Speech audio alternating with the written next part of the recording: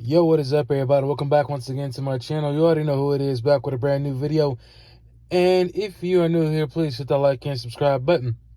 So, the other day, I did a live stream talking about Eric July's Rippaverse Isom 3, which is fastly approaching.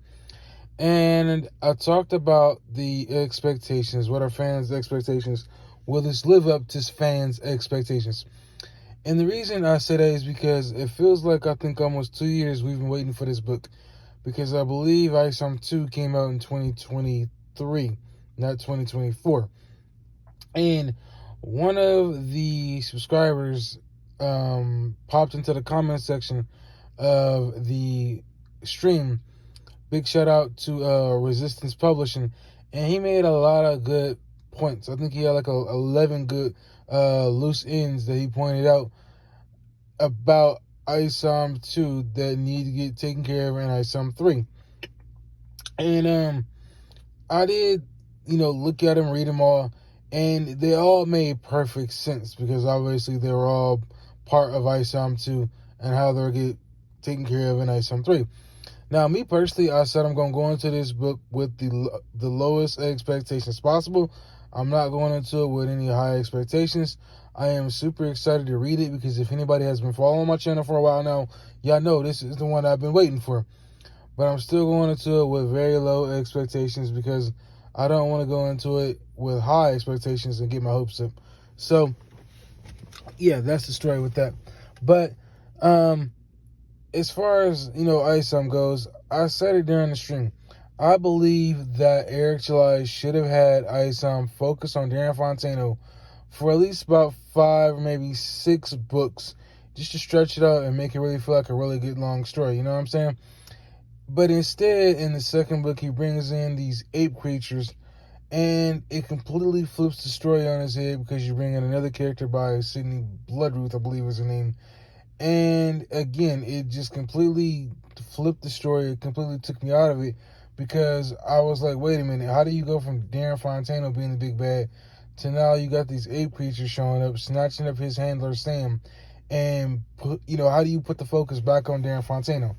Now, I did, like I said, watch the trailer for Isom 3, and I was very disappointed because of the fact that all we got were old images, pages of Isom 1 and 2 with the sister, Altona, basically voicing over the trailer, and she was basically begging Isom / Avery to not go after Dan after everything that happened.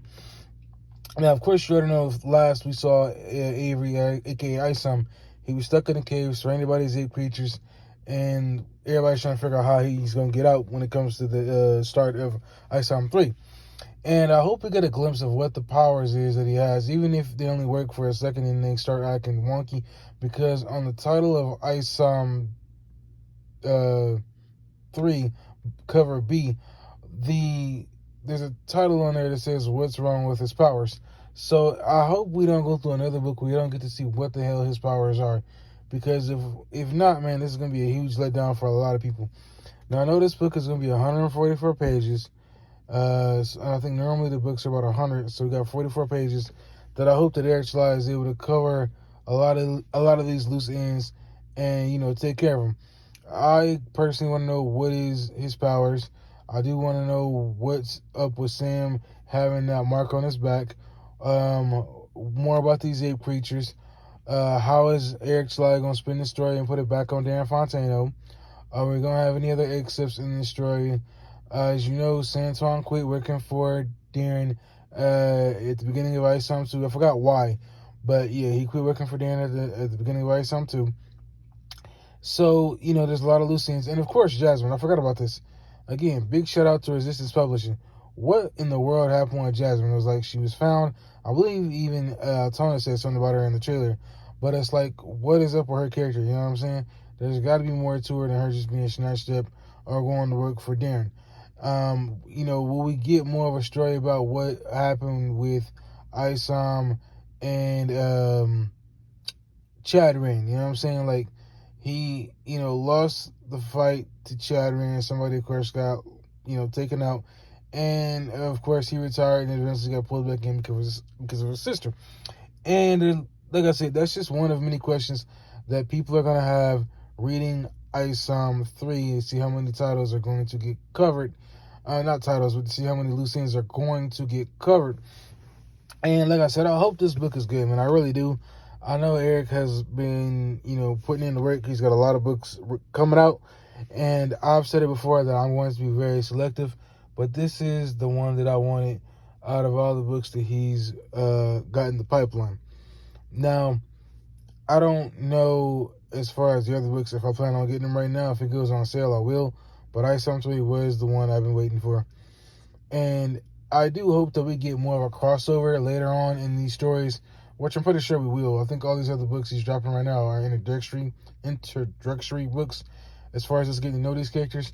And eventually I believe a lot of them will cross paths, because you already had Isom cross paths with Yara cross paths with the Alpha Core and things like that. Now, getting back to the powers, or I had to say this, I do believe that at least two of Isom powers we already know: healing and super strength. Because obviously he's gotten into a fight with Santuan, and, he's got super strength. We've seen it. And, of course, him being able to heal, I believe, dropped from the car, because there was no modern medicine that was going to heal him from that. Getting dropped onto a car, his body was able to heal from that. So we got two of his powers. There has to be one big power. I understand it's got to be an energy blast. I highly doubt it. But something big that we just haven't seen yet, that maybe Eric Schley doesn't know. Maybe he's making this up as it go along. Who knows? As far as the other characters go in this Isom 3, because I'm pretty sure we're going to have some new characters. I believe there was a new name on the title. Eric, please get some help with the title of these characters, with the name of these characters, because these names are dog shit. I'm just telling you right now. I don't know what the name of the character is, but, we're closing the story with some of these other characters that have been here and opening up new stories for new characters. And then, of course, I'm pretty sure there's going to be some new stories for the characters that have been around, because obviously their stories aren't going to just end. That's just a chapter that's ending, and the stories will continue. So there's a lot to look at when it comes to Isom 3 and what the story is going to be about. I have to go back on the website and check and see. I really don't even know myself right now, but I just hope it's good. You know what I'm saying? I hope it's good. I hope Eric really put in the time, because there's been a lot of mistakes made with a lot of his books over the last 2 or 3 years, ever since the Rippaverse Isom company got started. There's been a lot of mistakes with a lot of these books, and I hope that he was able to take his time and really put in the effort and just go over everything detail for detail, no matter how many people he has look at it, make sure everything's taken care of. That way he's dropping the best possible book possible. So I'm interested in Isom 3. I went and ordered cover A. Let me know in the comment section, what did you order? Did you just order the book? Did you order the t-shirt, a hat, the whole entire bundle, the CGC comic? Let me know in the comment section, what did you put an order in for? Thank you all for watching. I'll catch you in the next video. Let's get this channel to 2,000 subs. Peace. I'm out.